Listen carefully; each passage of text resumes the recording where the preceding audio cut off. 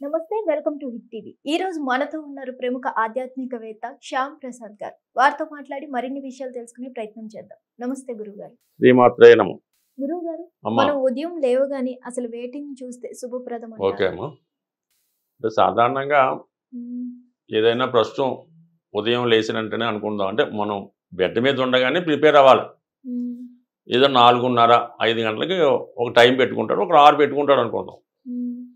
First మనం చేయడం 2 అరచేతులు అన్నది నెంబర్ 1గా చూసుకోవాలి. మ్మ్. ఈ నెంబర్ అంటే ఆ 2 అరచేతుల్లోనే మ్మ్. మరి లక్ష్మి అమ్మ అందరూ కొలువై ఉంటారని చెప్తూ ఉంటారు. మ్మ్. అది చూసుకోవడం వల్ల చాలా వరకు బాగుంటుంది.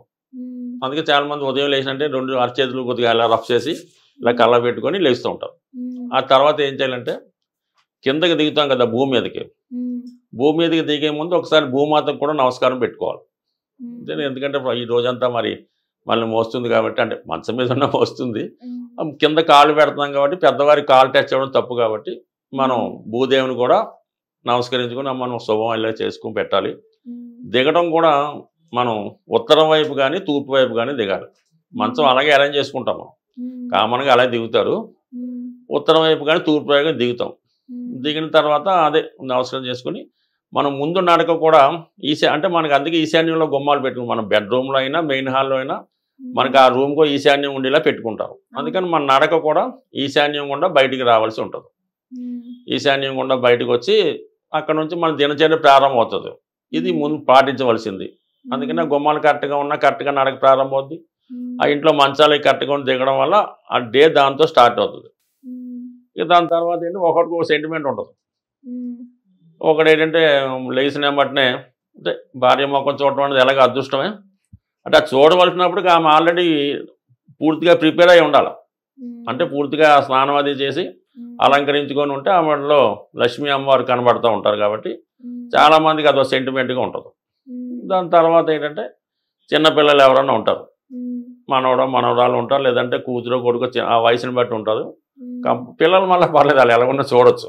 మ్మ్. భార్యను మాత్రం చక్కగా ఈ విధంగానే చూడాలి తప్ప మ్మ్. మామూలుగా అయితే కొద్దిగా అది వాళ్ళు కూడా కనబడకూడదు. చెప్పాలంటే స్నానం చేసిన తర్వాతే కనబడాలి. మ్మ్. ఏదో పిల్లల్ని చూడటం అనేది అలవాటు. లేదంటే కొంతమంది బాగా మనకి వ్యవసాయ కుటుంబాలు అవి ఉంటే మ్మ్. డైరెక్ట్గా గోశాలకు వెళ్ళి, మ్మ్. అంటే కామన్గా పూర్వం ఉంది కదా, అవునండి. ఆ గోవుని ఒకసారి చూసి ఆ గోవుని నమస్కరించుకోవచ్చు. మ్మ్. లేదంటే పాలు మ్మ్. చూడొచ్చు. మ్మ్. ఇంట్లో ఉన్నటువంటి వస్తువులు ఇవి మనం ముందుగా చూడవలసినవి. మ్మ్. అయితే ఏంటంటే లెగిసిన వెంబటనే ఈ చెప్పులు, మ్మ్. కొంతమంది ఇక్కడే చెప్పులు పెట్టుకుంటారు. అంటే పెడిసినంటే చెప్పులు తొడుగుతారు కదా, అవును, లేచిన ఆ. వెంటనే చెప్పులు తొడగడం, ఫోన్ తీయడం. అది చెప్పులు అన్నది 90% మార్నింగ్ చూడకూడదు. ఇంట్లో అసలు చెప్పులు వేసుకోకూడదు. ఏదో అది కొంత రోగంతో ఉన్న వాళ్ళ పెద్ద కాదు, కానీ మ్మ్. కామన్గా అన్నది చెప్పులు అన్నది ముందు చూడకూడదు. మ్మ్. తర్వాత చీపురు, మ్మ్. చీపురు కూడా మనం ఫస్ట్లో మ్మ్. చూడకూడదు. మ్మ్. అలాగే ఇంట్లో డస్ట్బిన్ ఉంటుంది, మ్మ్. దాన్ని చూడకూడదు అన్నమాట. మ్మ్. ఆ విధంగా ఏంటంటే ఇవి సౌభాగ్యాన్ని ఇచ్చే వస్తువులు కొన్ని ఉంటాయి. మ్మ్. అందువలన ఏంటంటే స్త్రీల యొక్క ఫేస్లో మ్మ్. ఈ పాపిడి దగ్గర బొట్టు పెట్టుకుంటారు, అక్కడ లక్ష్మీ స్థానం అయి ఉంటుంది. మ్మ్. అందుకని అది చూడడం అంటే డైరెక్ట్గా ఇంకా అమ్మవారిని చూసినట్టు ఉంటుంది. అది ఒక అదృష్టంగా భావించి అది చూడటం మంచిది. మ్మ్.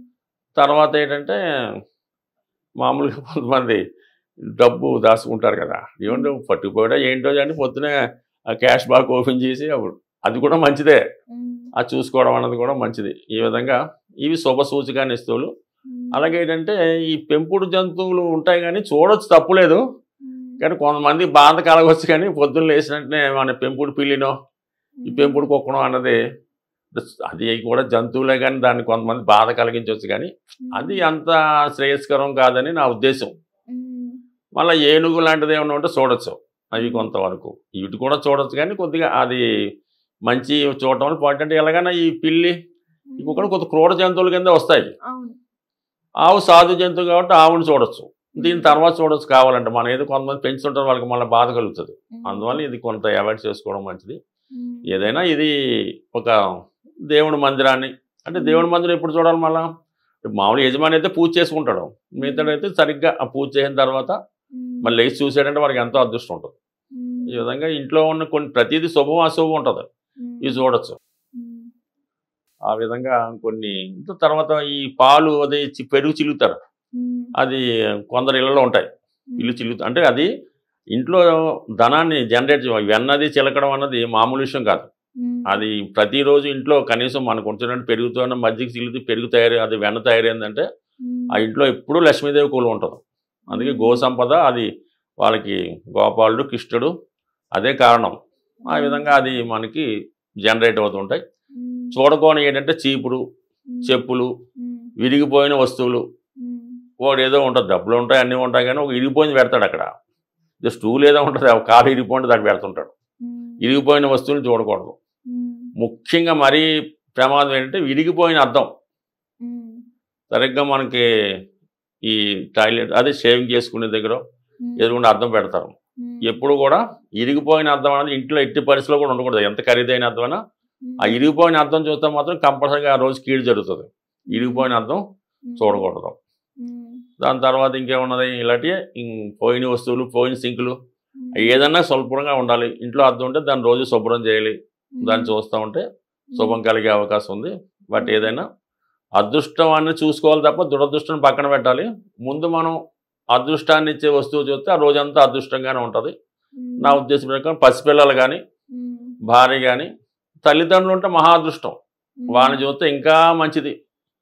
ఎంబటినా చాలా పుణ్యం ఇచ్చే విషయం కాబట్టి ఏదైనా మనం ఆలోచన, మన నడవడిక, మన చేసే పనులు బట్టి మన అదృష్టం కూడా ఆధారపడి ఉంటుంది. స్వస్తి. ధన్యవాదాలు.